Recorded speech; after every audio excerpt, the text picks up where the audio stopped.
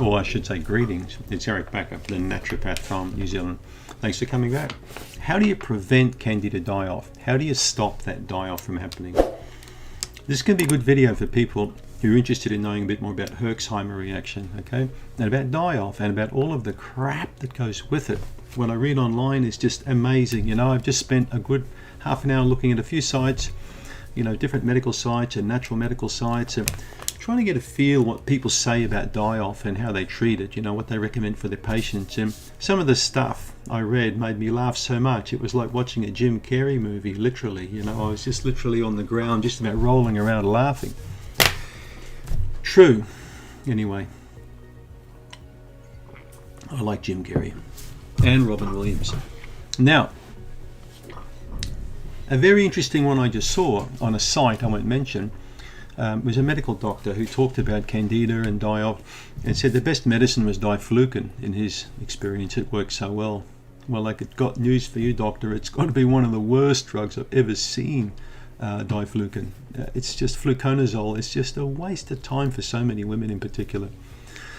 But let's talk about die-off and what it really means to you and how you can actually stop it in its tracks before it even starts. Now, this is going to work for 90% of plus people, all right? 90% plus.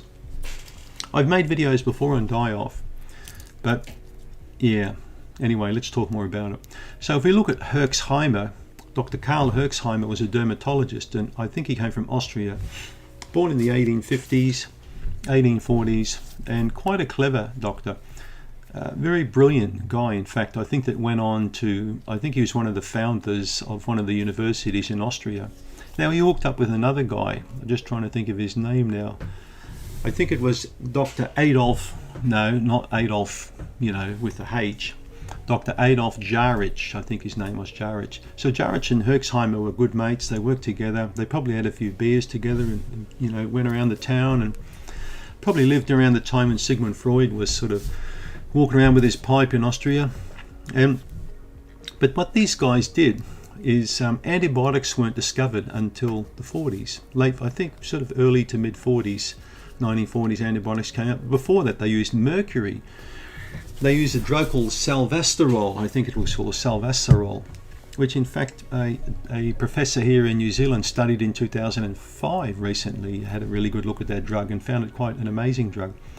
So with sort of chemotherapy kind of qualities about it, you know, basically it just gets in there and just kicks the crap out of the body, the immune system.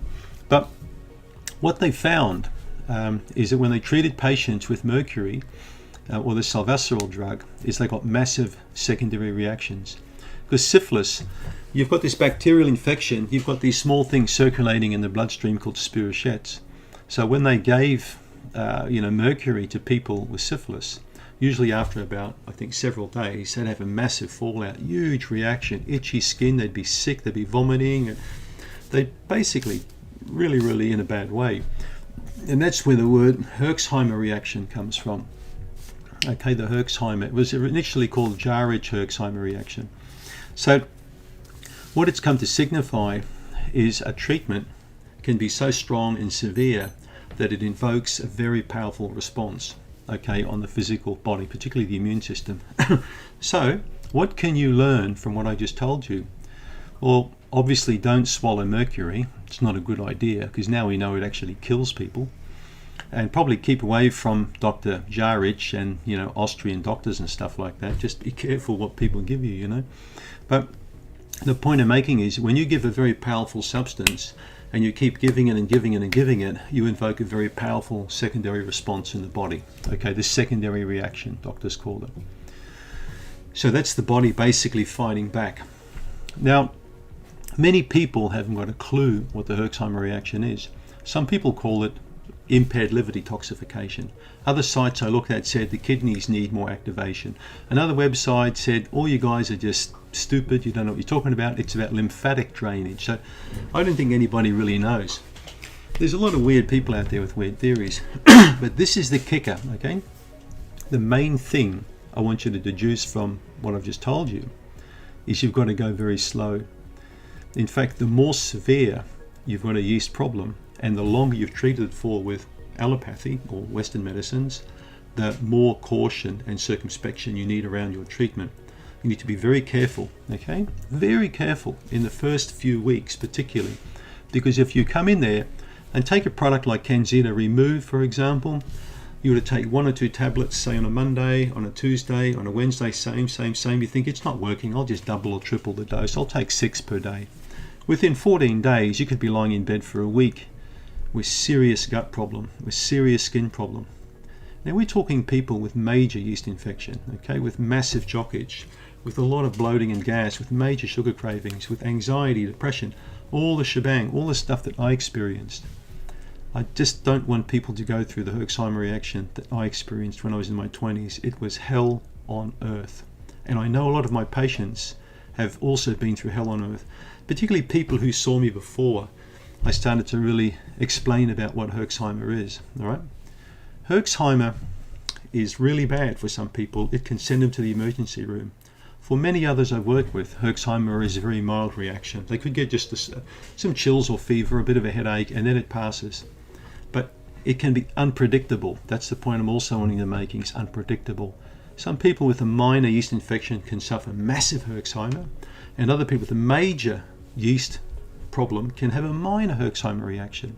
That depends on genetics, depends on detoxification pathways in the body, it depends on the state of nutritional status, it depends on your lifestyle, depends on water consumption, food, all these things will all govern what the response is like. Right? So a clever thing to do when you go into a Candida treatment is to have a look at the Candida crusher phases. There are 3 stages to the Candida crusher program. I think you may be aware of that if you've been following me for some time now. We have a couple of weeks where we lead into the diet, all right? And my diet is in a few different stages, but the lead in I call the warm turkey phase, where we slowly take things out over 14 days and we try and get your diet to a reasonable, normal kind of diet, you know, sort of actually eating vegetables, actually eating some fruits or some meats, and instead of like alcohol or takeaway or, you know, just junky food. So you've got to move into that 14-day period into eating reasonably normal, right? Because we tidy that reasonably normal up further and further over the next 6 to 8 weeks as you're going through the Candida diet. We have the introductory diet, which is the meat, eggs, vegetables and yogurt, or MEVI, modification of that. Then we have a low allergy stage, which is particularly important for leaky gut and SIBO people. And then we've got the diet introduction phase, all right? Now, if you want to avoid Herx, those first 2 weeks are very, very important. So when you're coming down off your normal diet, which probably not so normal, all right, even if it's an extreme diet or whatever, I just want you to move slowly away into the MEVI diet, and you can read about that on yeastinfection.org. You can look on this YouTube channel because I will have spoken about the MEVI diet at length. Have a look in my playlist under diet, or just Google MEVI diet. So if you're very cautious in those first 2 weeks leading up, all right, and then you start looking at taking a CanXida products at the beginning of the diet very, very cautiously, we're talking serious Candida people here, you will avoid the Herxheimer reaction, especially if you're very well hydrated and you understand the principle of what's going in here in terms of food and supplements. So if you tone things down, your Herx will be a couple of % of what it potentially could be. But if you don't take heed and understand this principle and you rush head on into it, just like going to the gym, you haven't been to the gym before for a year, but all of a sudden now you're going an hour a day for a week, you won't be able to get your backside out of the bathroom because you'll be so sore you can barely stand up. And that's also kind of a Herx, isn't it? You've created so much problem there with your muscles with toxic overload of lactic acid and stuff that you're going to be really sore and you're going to be kicking yourself that you did it. No different from Herx. No different from going to the Caribbean and lying in the sun and you're white as a sheet. You're white as the Madonna lily, and now you're going to lie down in the sun for 5 hours a day to get a suntan. Well, you'll be in the emergency room in a week vomiting with sunstroke because you did the wrong thing. If you do the right thing as opposed to doing the wrong thing, you're not really going to get into hot water. It's not rocket science, folks.